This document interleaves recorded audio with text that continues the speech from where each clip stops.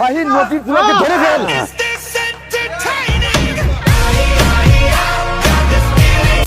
যদি একটা ছেলের 2-3টা করে গার্লফ্রেন্ড থাকতে পারে তাহলে একটি মেয়েরও 2-3টা করে বয়ফ্রেন্ড থাকতে পারে।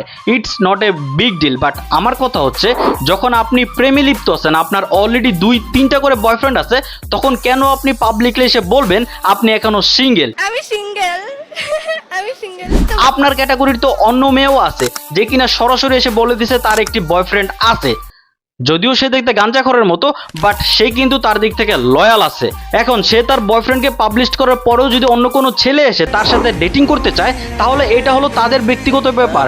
বাট আপনি যখন পাবলিকলি এসে বলবেন আপনি সিঙ্গেল, আর রাস্তাঘাটে এভাবে 2টা বয়ফ্রেন্ডের সাথে এক্সপোজ খাবেন, তখন তো আর আপনার কোনো অজুহাত গ্রহণযোগ্য হবে না, তাই না?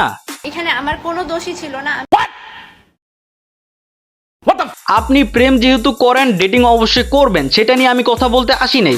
আমার কথা হচ্ছে, আপনি যখন ডেটিং করতে যাবেন তখন কেন আপনি স্কুল ড্রেস পরে যাবেন? আপনার পাশে তো ওইখানে স্কুল ড্রেস পরে আরও কয়েকটি মেয়ে আছে, তারা আপনাকে দেখে কি শিখবে?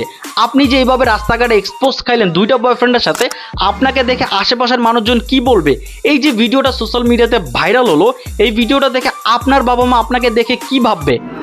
যদিও সেটা আমার চিন্তা করার বিষয় না, বাট আমার কথা হলো, বাংলাদেশের টিভি চ্যানেলগুলোর সাংবাদিককে নিয়ে আপনারা কেন সস্তা ভিউ ব্যবসার জন্য এই ধরনের থার্ড ক্লাস বস্তি মার্কা মেয়েদেরকে আপনাদের সাথে ইনভাইট করেন? তাদেরকে ইনভাইট করে আপনারা কেন বাংলাদেশের ভাবমূর্তিকে নষ্ট করেন?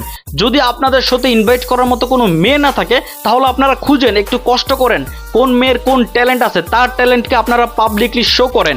এইভাবে সস্তা ভিউ ব্যবসা করার জন্য জাস্ট যাকে তাকে ভাইরাল হলে তাকে শোতে ইনভাইট করবেন না।